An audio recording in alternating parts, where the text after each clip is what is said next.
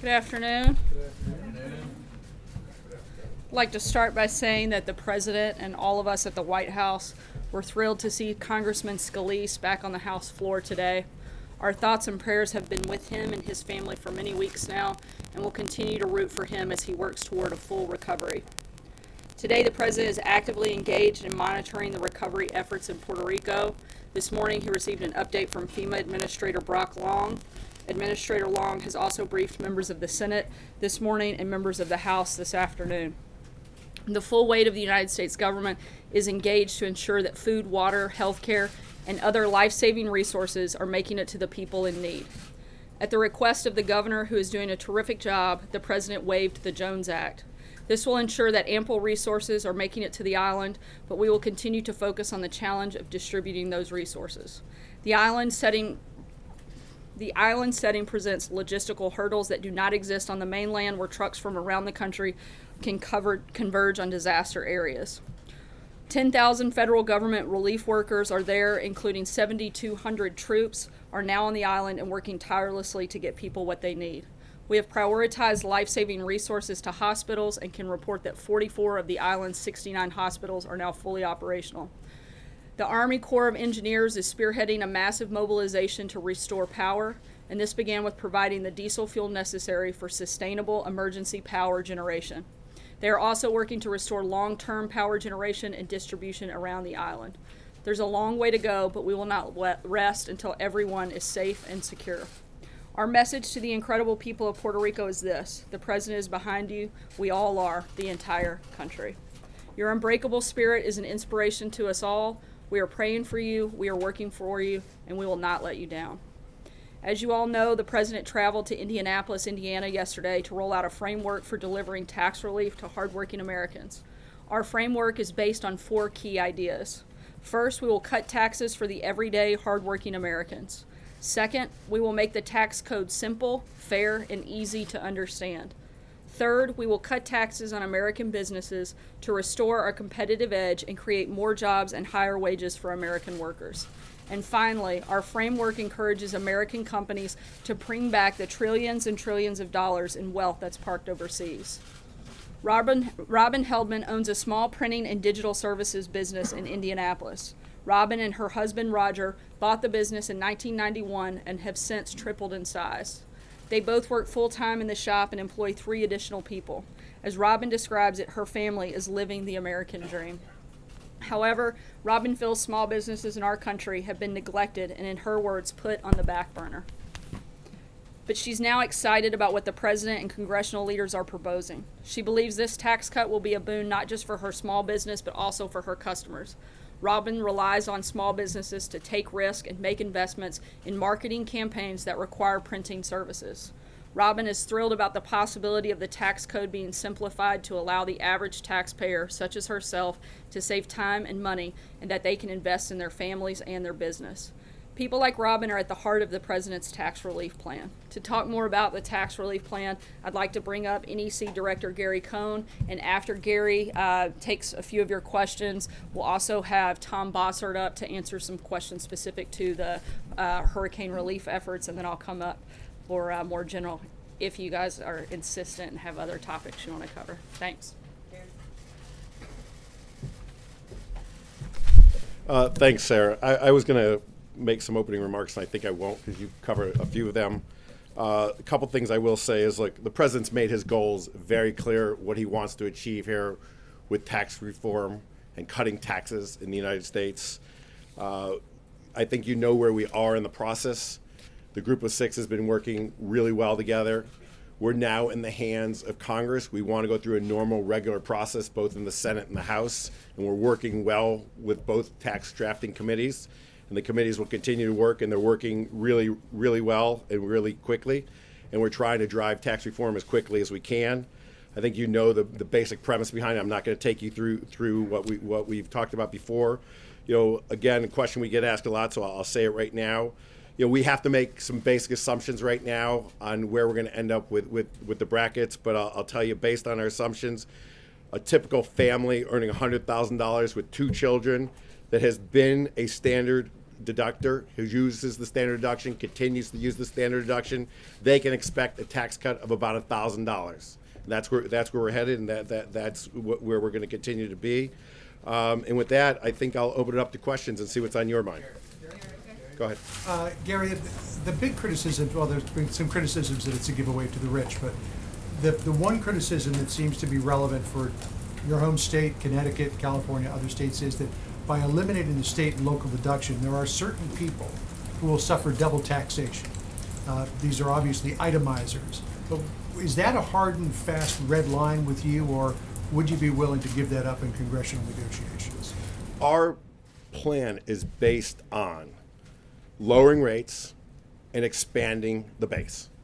It's very simple if you think of what we're doing. You expand the base by getting rid of the loopholes that the wealthy taxpayers have used to pay tax on less of their income. So we have designed a plan where you're going to pay a lower rate, but you're going to pay it on more of your income. That is a basic core premise of our plan, and we're committed to it, and we're sticking with it. But the criticism is that there are some people in the middle income for whom this tax cut is supposed to be beneficial because they itemize, who might get hit by that. So just to remind everyone in here, 25% of American families today itemize. That's it. 75% of American families do not itemize. So when you're talking about itemizers, you're talking about 25% of the population. We also have many things that we're doing in the tax plan to help out American families. We're lowering tax rates. We're going from 7 rates to 3 rates. We're expanding the zero rate up to $24,000 for that family. First $24,000 of income, they will pay zero on. We're lowering the 15% rate down to 12%. So the next rate will be 12%. We're doing things to help that family. We're expanding the parameters for child care greatly. We're really going to move the upper bound to who's eligible for child care up to a substantially higher income level. So that family may be eligible for more and more credit. You have to look at this plan in its entirety. The one thing I would beg you all to do is don't look at any one piece. Look at the plan in its entirety. That's how we're looking at tax reform. We're looking at it in its entirety. Yeah. Follow up on what John was asking, the standardized deduction versus itemizing. There are people who think that if you dissuade people from itemizing, that you're going to suppress the real estate market, that people won't be interested in buying homes because they won't need to use itemized deductions. Can you address their concerns? First of all, we're protecting the mortgage interest deduction. And second of all, look, the home builders today came out in favor of our tax plan. The number one reason why people buy homes is they're excited and optimistic about the economy. They have a job today. They feel confident they're going to have a job tomorrow, and their kids are going to get a job, and their spouse has a job. They feel like there's upward wage pressure. They feel like there's mobility in their job, and they feel good about the economy. That's when people go out and buy homes. We've not been in that situation in America for the last decade. We have to get America back to a place where people feel excited and exuberant about the economy. When they do that, they'll go out and spend money. They'll buy homes. People don't buy homes because of the mortgage deduction. Again, 75% of families don't use itemized deductions. Yeah, right. How are you going to ensure that wealthy taxpayers don't abuse the lower pass-through rate in the plan? So it's a great question. We have spent enormous amount of time on the anti-abuse language for pass-throughs. The last thing we want to see is wealthy individuals or wealthy groups or families move their tax rate down from the 35% rate to a 25% rate. We are spending time on that. The tax writers at both the House and the Senate are acutely aware of this issue. We've got language on it. You will be seeing the language as we deliver more of the details. Today, though, on how No, you're gonna do it? what the specific is, we're acutely aware of that. Guys like myself should not be allowed to put their assets into a partnership and reduce our tax liability by 10%. Yeah. Just 2 things about one thing that you said this morning and something the president said yesterday. You said that you couldn't guarantee necessarily that no middle-class taxpayers would actually pay more taxes under this plan. And because of the details that you were talking about just before, that is a real possibility. Some of the calculations are that some lower-income people could see a very small cut of a few dollars or not more than that. So is it a red line for you and for the president that that all middle-class taxpayers see a cut under this plan? And then secondly, the president said yesterday that this tax cut would not help him. In fact, he said in Indiana that it would be bad for him. But based on what we know, what little that we know about his finances, he'd get a big cut on the AMT. I think he would save something like $31 million. On pass-through income, he'd save $16.5 million. He'd obviously save a lot not paying the estate tax, his heirs would. So how can he say that this is not a plan that would help him? I think what the American people are concerned about is their financial position. I think what they're concerned about is when they go to work every week and they get their paycheck at the end of the week, how much do they get to keep? How much goes in their pocket versus how much goes to the government? How much do they get to spend versus how much do they send to the government? If we allow a family to keep another $1,000 of their income, what does that mean? They can renovate their kitchen. They can buy a new. They can buy a new car. They can take a family vacation. They can increase their lifestyle. That's what our tax plan is to do. Our tax plan is aimed to return more income back to hardworking Americans. That's what we're trying to do here. Speaking of pass-throughs and the president saying that this tax plan wouldn't benefit him, don't you think it would be a good idea if the president proved that by releasing his tax returns?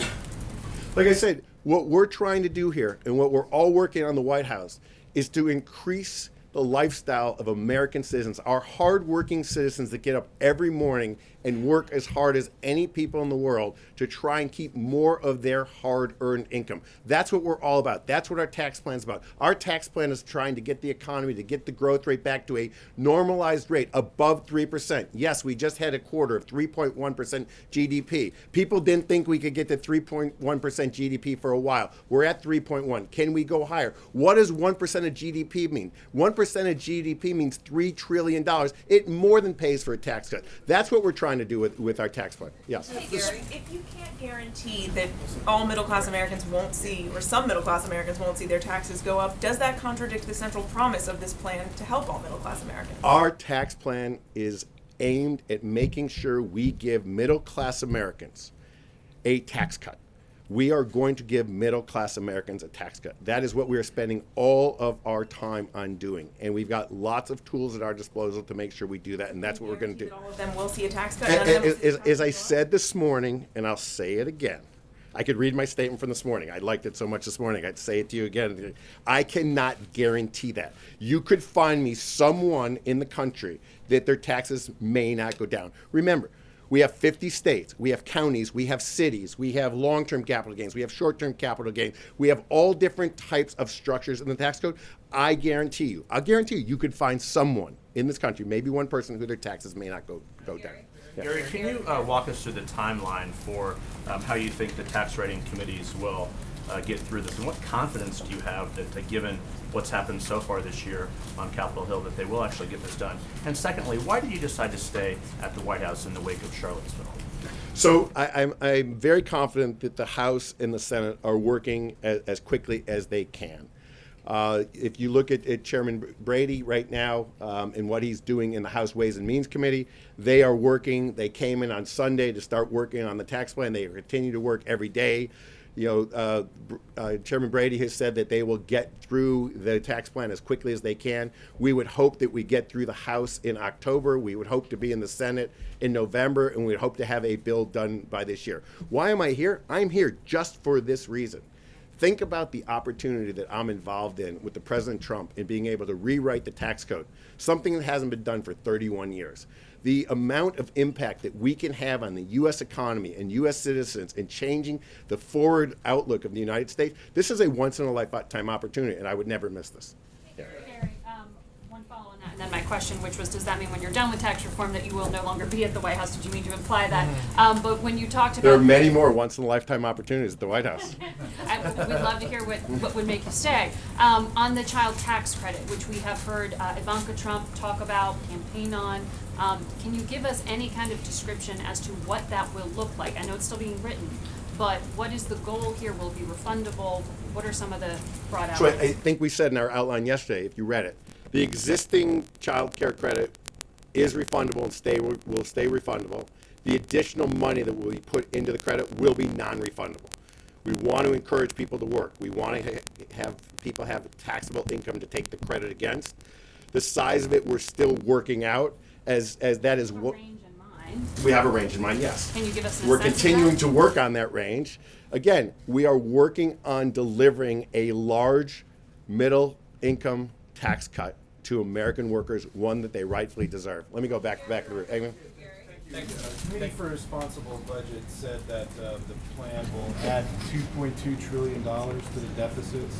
Are they wrong? We think they're wrong, but we think they're wrong because the way they score.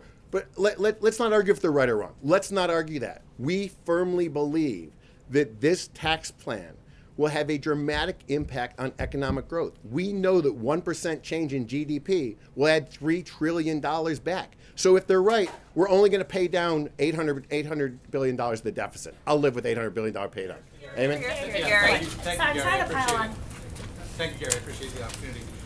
On the corporate side, your critics say that on the repatriation of overseas assets, that history would show that companies don't always use those assets when they're repatriated to invest in manufacturing and jobs and the things that you guys are talking about. They do share buybacks and other financial engineering.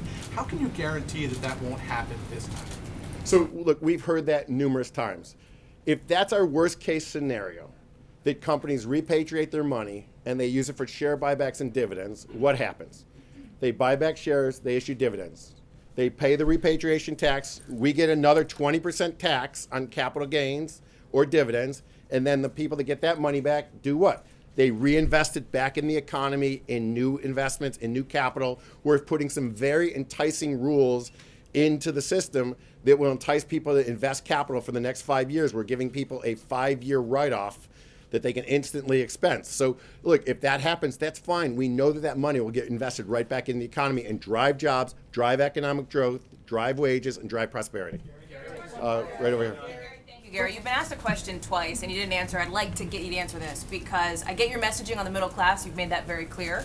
But this tax plan as it stands now appears that it will benefit the president and his family. Why not just be candid about that? Look, I've told you it will benefit the middle class. I think that's what American taxpayers care about, what they take home. They care about what they have to spend. That's what they care about. That's what I care about. I care about what I pay in tax. I bet you care about what you pay in tax. The president's message is here too, and he's saying he won't benefit, yet it appears as though the way this is put together, he actually will. And it gets to the idea of wealthy Americans around this country, which people do care about. So can you just speak to that? Let me take you through the components that you're all obsessed upon for a minute. Now, Sarah's gonna yell at me because I'm taking too long here. So you all talk about the death tax, and that being a great benefit. The two biggest drivers for repeal of the death tax are the NFIB and the Farm Bureau. That's small businesses and farms. Those are the two organizations that spend the most time lobbying on the repeal of the death tax. Death tax has the biggest effect on them, small businesses and farms.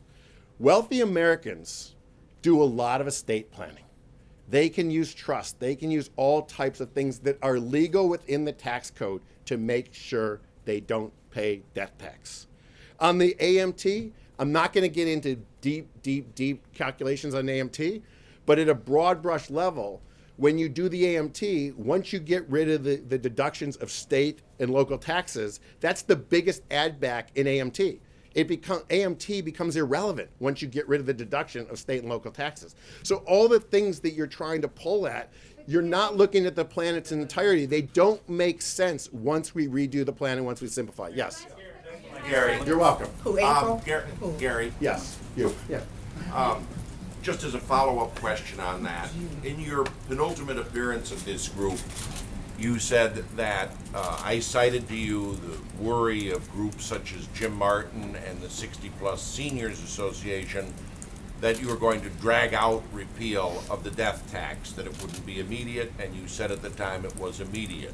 Is that final? Is it going to be an immediate repeal and go off the books as soon as the new tax reform package is passed? In our outline, it's immediate.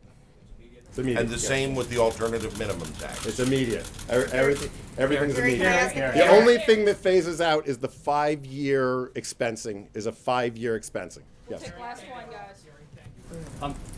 Speaking of small businesses, let's start negotiating, because yesterday Senator Schumer said that Democrats may be willing to work some kind of small business tax relief into whatever comes out of all this. Where do you start negotiating on that? What offer do you want to make, perhaps, to the Democrats? Our offers, our opening offer and our final offer are on the table.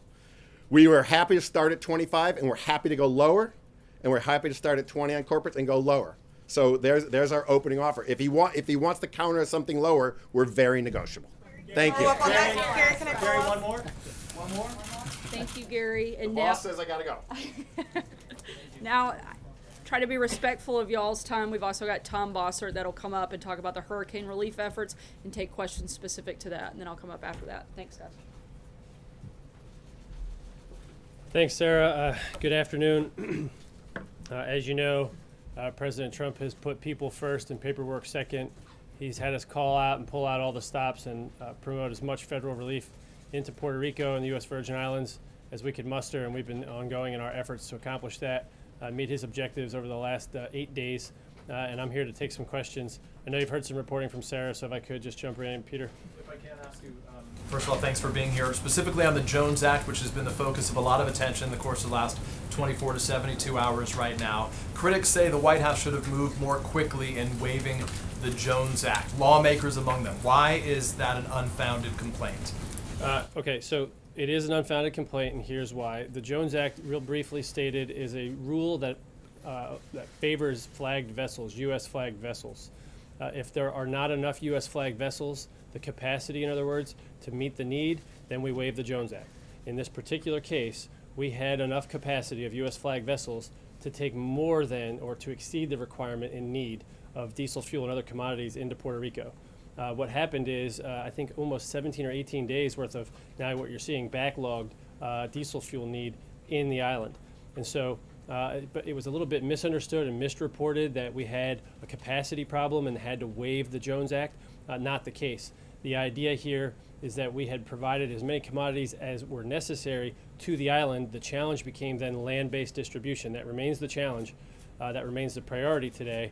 However, last night, Governor Rosello called me a little after 8 o'clock and said, at this point, to ensure that the additional needs are met as we move forward, it might be a good idea to proactively make sure that we pull out all the stops just in case that capacity problem ran into the requirement problem. I talked to the president. He thought that was absolutely the right thing to do, and waived it right away. So that was not too late. It was not even too early. It was just the right thing to do proactively. So to be very clear, through this point, that obviously distribution is one of the biggest challenges. You talked about 44 of 69 hospitals now being up and running as necessary to bring those people whose lives are at risk. What percentage of the country would you say you really haven't had a chance to even explore to see how they've been impacted by this? Yeah, so it's hard to answer the percentage of the country, so I'll answer it this way. Through aerial surveillance, we've seen the entirety of Puerto Rico. Some of the southwest and southeast sections of the island have had a little bit more sparse on-foot exploration, but it's the interior of the island that's presenting the biggest problem for us right now. The mountainous interior is where we're dedicating our efforts to try to get in with rotary wing support. The margins, so to speak, are now open to airports and seaports, so that's where we're freeing up some of that delivery. But again, back to the Jones Act question, we had, up until the waiver last night, enough capacity in U.S. flagged vessels to get all the commodities necessary into the island. We just then ran into the priority challenge of distributing land-based commodities into the people, and that's, if I can pivot before I take the next question, that's a challenge or a function of two problems. First, the capacity of the locals in the state were diminished because those people are victims as well that work for the state and work for the local authorities. And then secondly, the debris and down power lines had to be pushed out of the way. And so we've got the resources there to do that now, but that's the challenge remaining. The central interior is going to be reviewed and looked at very carefully over the next 24, 48 hours to make sure we're getting the needs of the people met. Quick follow-up, Jones, if I could. Had Governor Rosello, Tom, not requested protectively a waiver in the Jones Act, would you have seen a compelling reason to initiate a waiver? I wouldn't have, and I wasn't recommending to the president that he waive the Jones Act at the time until I got the governor's request. And maybe a historical note of relevance. Sometimes we'll see the carriers request the waiver, right? So you'll have foreign flagged vessels or U.S. flagged vessels or carrier companies call us and say, please waive it because there's an issue. We didn't get, to my knowledge, any carrier requests.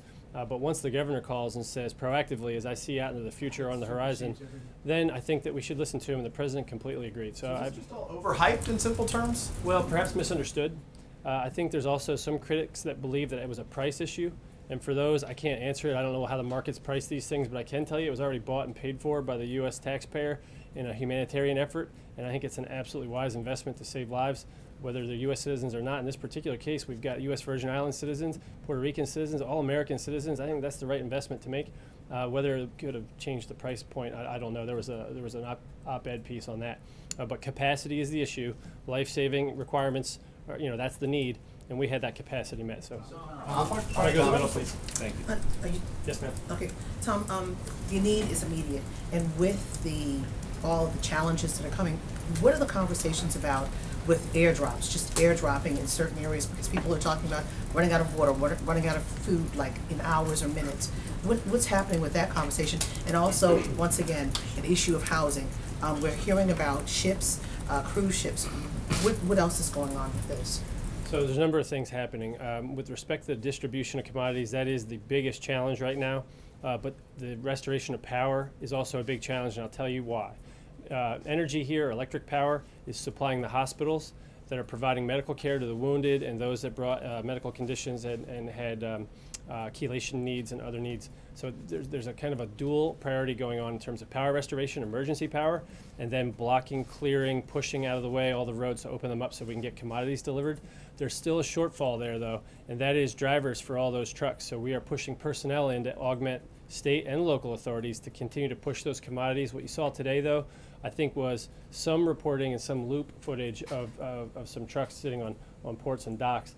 We're moving those trucks quickly. We're also prioritizing what needs to come off first so that we can get generators.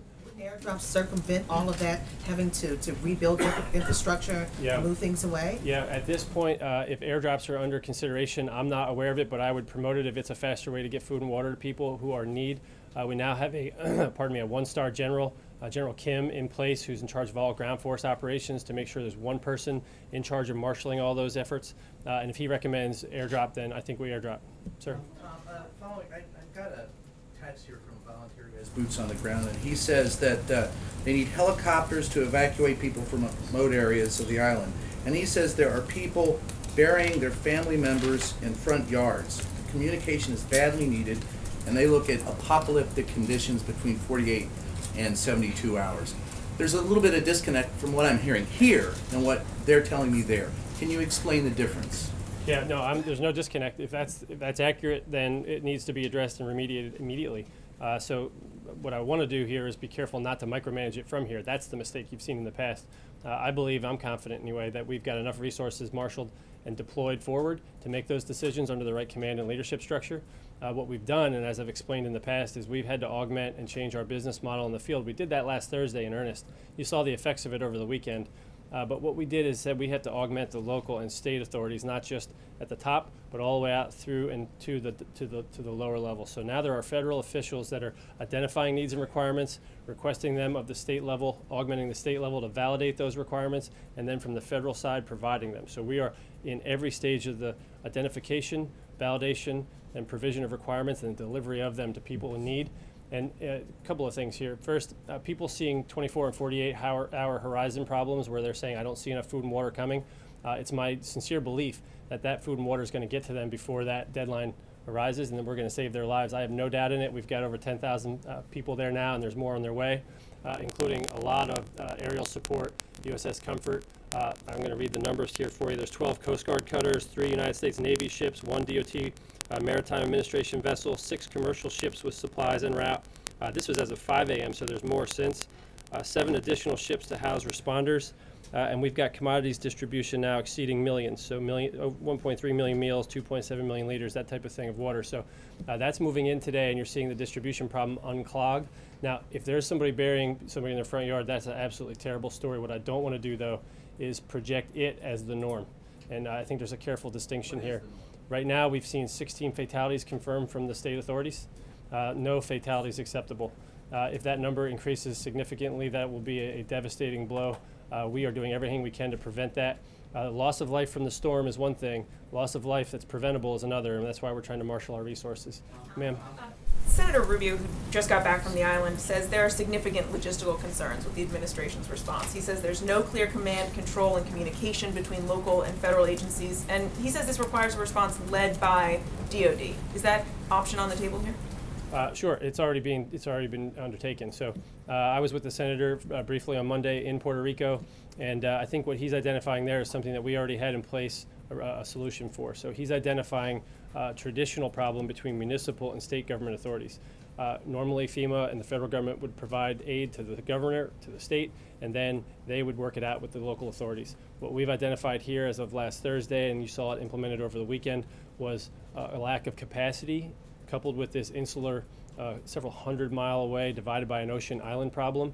And so what we've done is provided federal authorities, largely guys in green, right, Title 10 and Title 32 forces, but also FEMA emergency managers, to stand next to each of those municipality leaders, whether they're mayors or local authority figures like the Water Authority or Electric Authority leaders, and they're being augmented by federal forces. So we've addressed those challenges in communicating between local and state authorities by augmenting them with federal staff.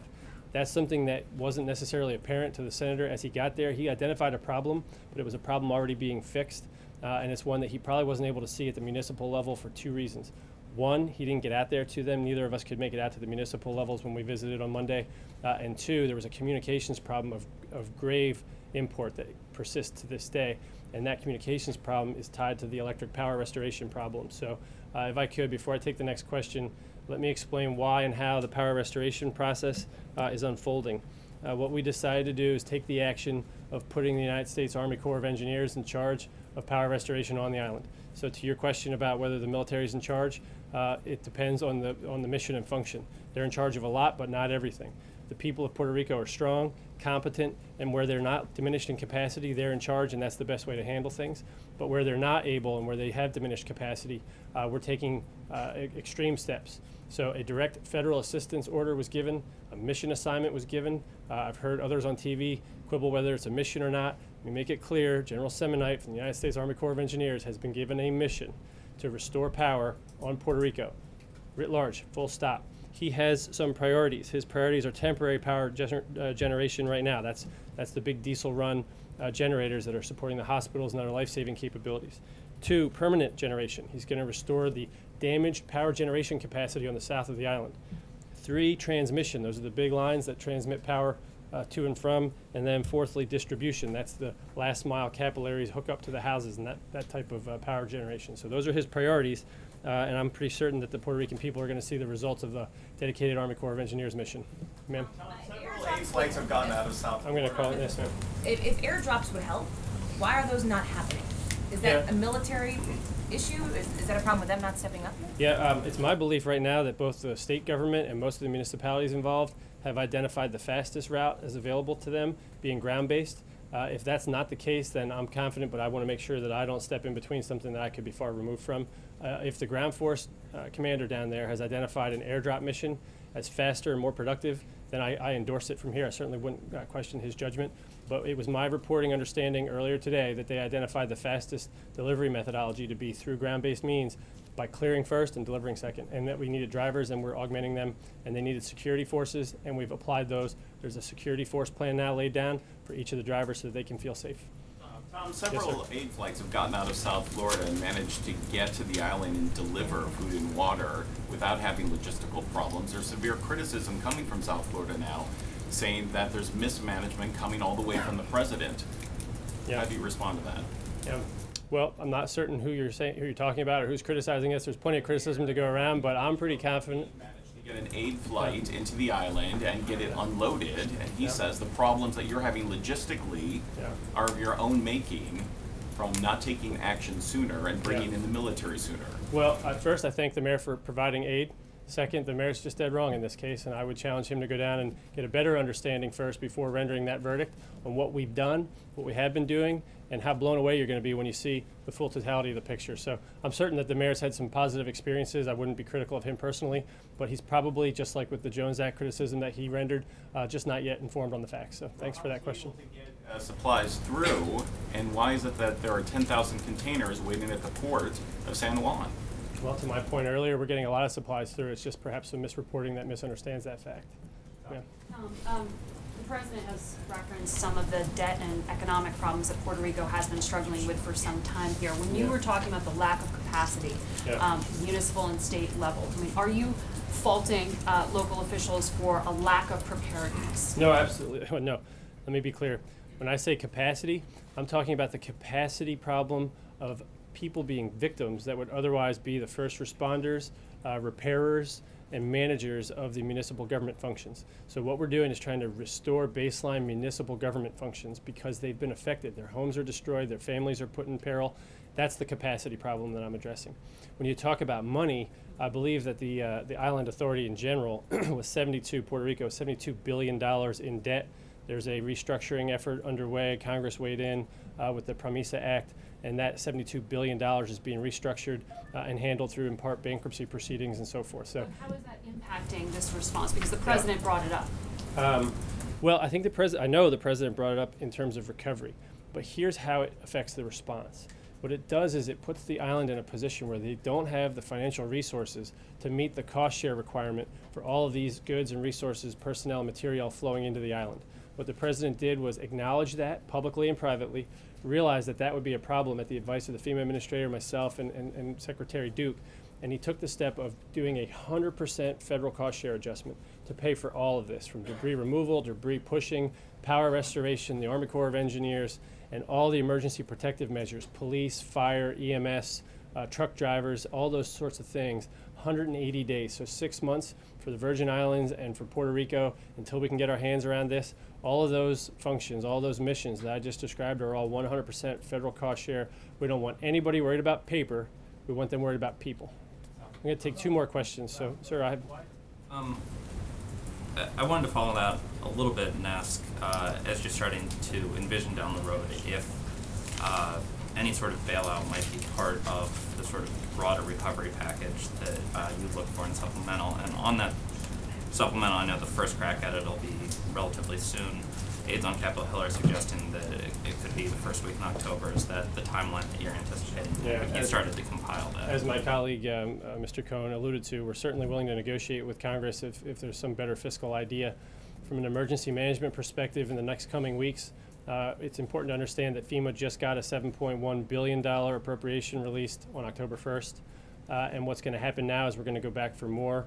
We're going to ask for that in the form of an emergency supplemental to provide money into the fund that does this life-saving, life-sustaining effort, and even some of the early recovery efforts. Whether we have to address or should address at that point their existing $72 billion worth of debt and how it's been restructured is something that I'll have to take my lead from the economists on and from some of the budget hawks. But I think that the best idea here for us would be to focus on PROMESA and PRASA, the Electric Power Authority and the Water Authority. Those are the 2 concerning elements where they're going to have to be rebuilt. They're going to have to be rebuilt under proper management, and they're going to have to be rebuilt under proper rebuilding codes and standards to make sure that they can withstand a future hurricane and that we don't just go back to sticks and wires in the future. So we're going to put federal money into this. We should do it wisely and prudently. I've said that from this podium here before. President Trump believes in that seriously. I don't think we're going to have to address the debt restructuring issue in this next go around, but if we do, and if Congress wants us to, President Trump's up to that challenge. I'm going to supplemental. Well, it's going to have to come, I think, in the next 2 to 4 weeks, but I can't put a better date on it. I'd refer you to Director Mulvaney. Let me take one more question here. I'm not sure if I still understand. Why has it taken 8 days to get a 3-star general on the ground to start organizing this? We know the island situation, et cetera, but why 8 days? Yeah, well, because it didn't require a 3-star general 8 days ago. Let me explain to you how the process works. It'll be the best way of explaining the answer. We have a 3-star general in charge of this, and we had one in charge of this out of San Antonio from day -8 and day -2 and all the way through until today. We forward deployed a 1-star general, a brigadier general, to take care of ground force command once we realized the problem of logistics distribution had outstripped the capacity of the affected municipal governments.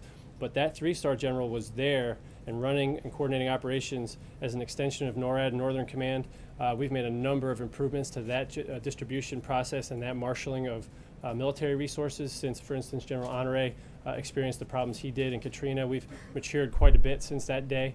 The 3-star command structure that he lacked back then has been put in place and has been in place for this response out of San Antonio and augmented by a Northern Command structure that's been pretty robust and forward-leaning here. They've been doing vocal authorities. They're not waiting for paperwork. They've been doing things that are on command authority. They don't wait for a governor's request. So all those forward-leaning lessons have been applied here, perhaps misunderstood. But now the changed move here on day 8 was to take that 3-star general and to put him there physically located in the field.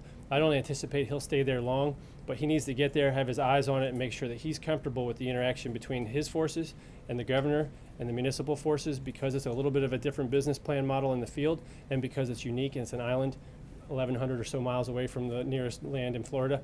And so once he's satisfied, I think, or would expect that 3-star general to recede back into his appropriate command structure. But for now, both he and his 1-star subordinate command will be there in charge of ground forces and overall military marshal. And we'll end up with a lot more people there over the coming days to try to address this really significant problem and significant need. And if that's okay, I'd like to make that my last question.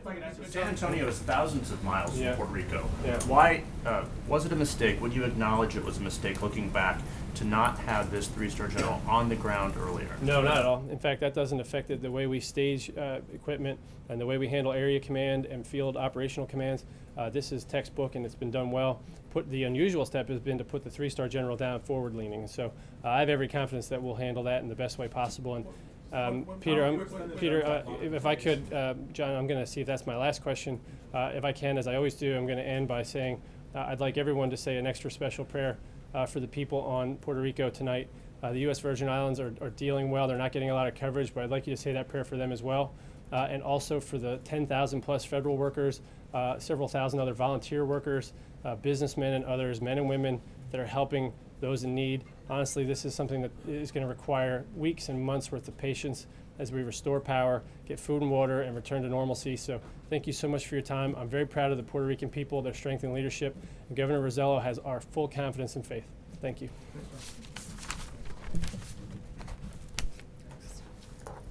Thank you, Tom. We're running kind of long today, so I'll jump straight into questions, and we'll try to take a few before we have to cut off for the day. Steve?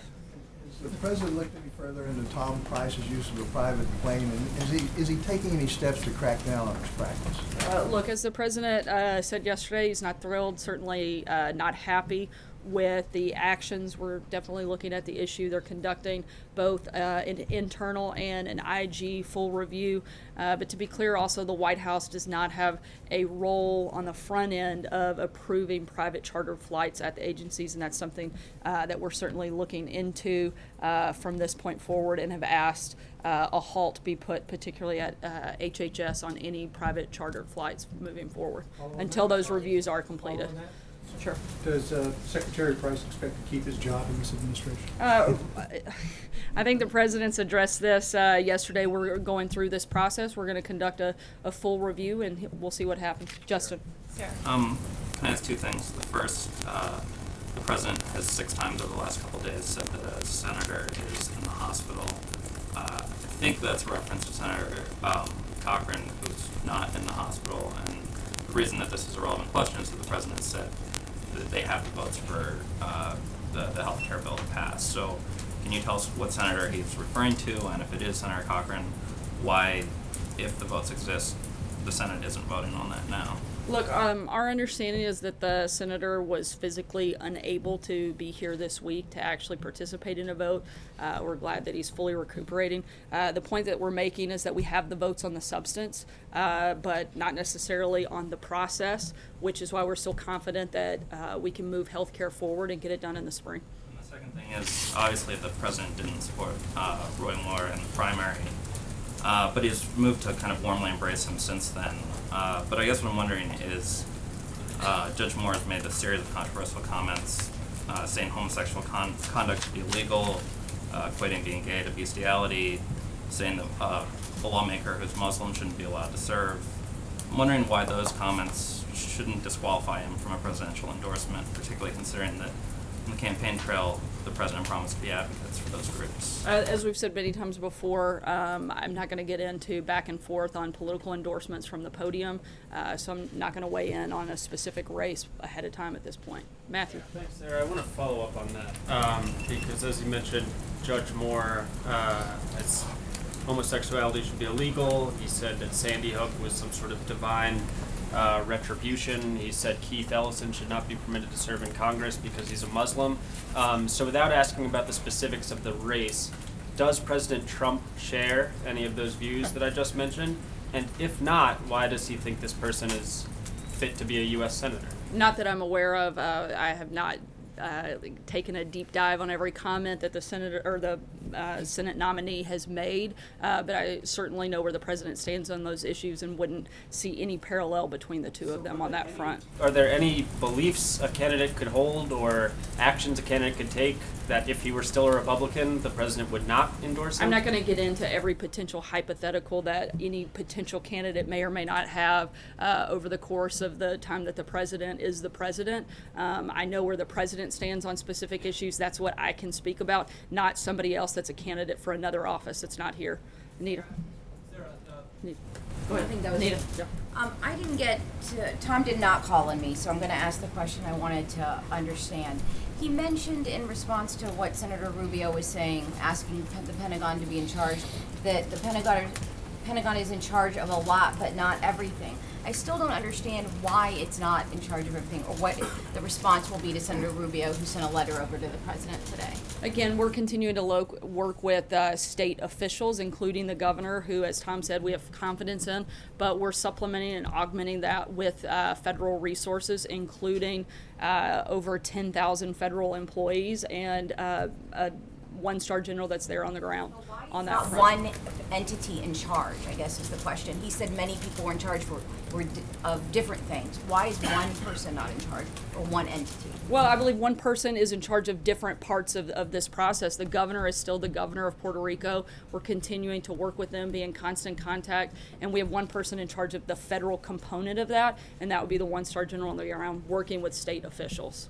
Sarah, two questions. One, I know you said the White House doesn't approve charter flights ahead of time, but generally speaking, given the focus of the president on cost saving, like you said, he wanted to not just drain the swamp, but he wanted people to spend money in more responsible ways. Is there a policy of the administration for government employees and cabinet members to try to fly commercial? Do they have any guidance? Were they given any guidance as to how they should be traveling?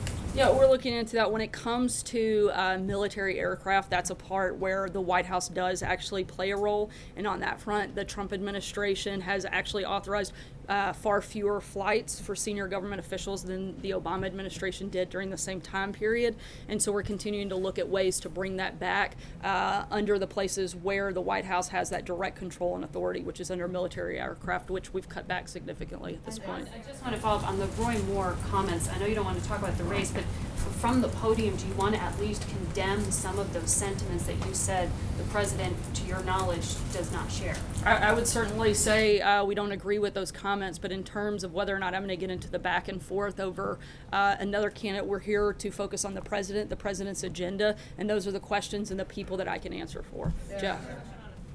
One more question on Secretary Price's flight. You said the White House was not aware of it, but on at least one of those flights, a senior advisor, Kellyanne Conway, was flying with him on the private flight. Are you looking into that one specifically to see if the White House knew about that? I didn't say we weren't aware. I said the White House doesn't authorize those private charter flights. Again, we're doing a full, not just of that flight, but an internal review at HHS of all private charter flights, as well as an IG review that'll be conducted of all of them, not just any one particular flight.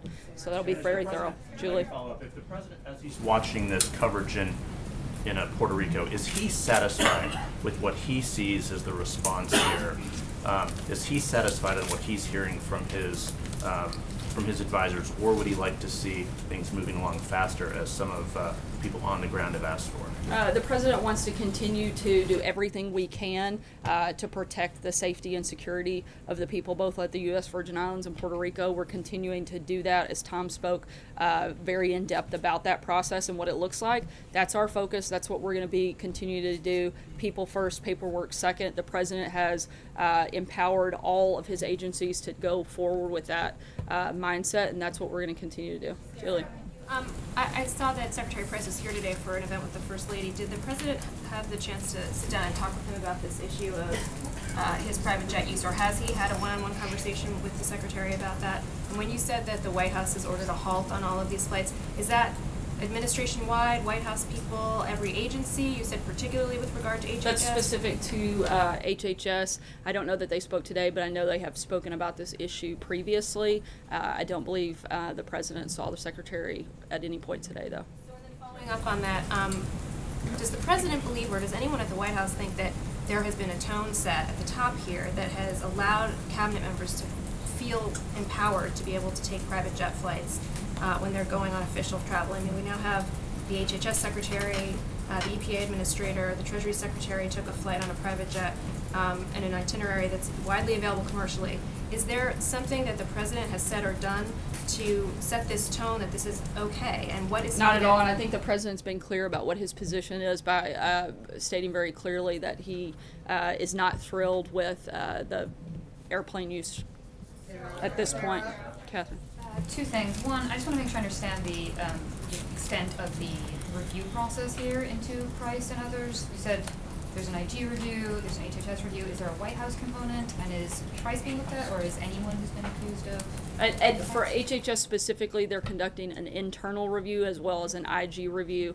The White House is looking at more of an overall, not specific to that department, because there's already 2 reviews taking place there. Okay, also, Sarah, the president said that he would donate personal funds, I think $1 million, to Harvey relief. Is he making any kind of personal donation to Puerto Rico? I haven't talked to him specifically about that, but he didn't make a donation to Harvey Relief. He made a donation to relief organizations, the Red Cross and many others that are part of all of the hurricanes that we've experienced over the last several weeks. And so those organizations aren't limited to a specific, nor those donations, a specific storm, but they go to those organizations that are helping aggressively and intensely in the recovery efforts in the U.S. Virgin Islands and Puerto Rico as well. Peter. A couple housekeeping things. One, we saw Steve Scalise with that emotional remarks at the House chamber today. Did the president speak to him today or yesterday to welcome him back? And can you tell us about that conversation? I know they did speak today. I don't have many details on that, but I'll see if I can get something. But I know he certainly welcomed him back and reminded him that we'll continue to keep he and his family in our prayers for a full recovery. A couple other quick items. Given the extent of the disaster in Puerto Rico right now, is the president considering delaying his trip there scheduled for next Tuesday? As of right now, we feel comfortable with the president taking a trip on Tuesday. If there were any indication that it would halt or disrupt recovery or relief efforts, we would certainly reconsider and pull that trip back. But at this time, the folks on the ground have indicated that it would be helpful for him to be there. Then finally, has Jared Kushner or Ivanka Trump or any other White House staff member taken a private plane ride since they're joining this administration, or been given access in some form to ride along with somebody else on a private plane? I'm not sure about those 2 specific individuals. Have to look. I'd like to ask about Cuba. The CBS is reporting that the U.S. is prepared to announce a major withdrawal of staff and families from the embassy in Havana. Is there anything you can tell us about that, and how would you describe the relationship between Cuba and the U.S. right now? At this point, I'm not going to weigh in on the Cuba stuff and get ahead of any potential action that may take place there, so I don't have anything new to add. Cuba says it warned the U.S. against taking any, quote, hasty actions in a response to these incidents happening in Havana targeting diplomats. How does the U.S. respond to that? Again, we haven't taken any action at this point that I'm going to weigh into any further. When we do that, we'll let you know, but I can assure you that our goal will be on the focus of what's best for this country, not what's best for Cuba. John Decker. Thanks a lot, Sarah. The president, as you know, has said that players who kneel or take a knee during the national anthem ought to be fired. And you yourself have said from the podium in response to a very critical tweet by an ESPN anchor that that individual ought to be fired. You said it was a fireable offense, which brings me to Secretary Price. His extensive use by these private jets, why is that not a fireable offense? It's my first question. And has he offered to reimburse the government in any way for his use of those private jets? I think that's something that we would determine once those reviews are complete. In terms of reimbursement, I'm not sure. I'd have to check and get back to you. April? Sarah, on the taking the knee issue, we're understanding that many of the NFL players are still very upset with this back and forth. I think so are many Americans, far more Okay, Americans can than I there are understand, NFL players. Can I finish my question, please? Thank you. Many NFL players are very upset. Many people had different ideas and opinions on this, but when the president weighed in, the NFL said we're going to be united. There is an anticipation that it could grow even more so this weekend. What is the president anticipating? What should we expect him to say about this? It's now the NFL against the president. I think the president's made very clear this shouldn't be about the NFL being against the president. This should be about our country coming together to support the flag, support the national anthem. There's nothing wrong with having pride in the United States. This president's been very clear on that, and he's certainly not going to back away from it. Okay, so the NFL players, what we're hearing, it's not about not having pride. They're saying they're patriots. They love this country, but they're challenging the system, and they're looking at history like the challenge of the system when it came to women's rights issues as well as civil rights. What does the president say when you look at history and see how people love this country but wanted to challenge the system to make it better? I think if we're going to look at history, we should look at the thousands of Americans who have given their life to protect that flag, to protect that anthem. We should be celebrating those people. I gave you a chance to answer. I'm going to finish your statement. We should be looking at every way we can to celebrate our country, bring it together, not looking at ways to divide it. The president is simply talking about what we're for, not about what we're against. And certainly this administration will always be for protection and celebration of the flag and the national anthem, and that's not going to change. Sarah, wait a minute, to clarify. Guys, Sarah, 1 second, just to clarify on that. I don't think there's much to clarify. Yes, I think it is. was Yes, pretty, this is a big pretty issue. black and white there.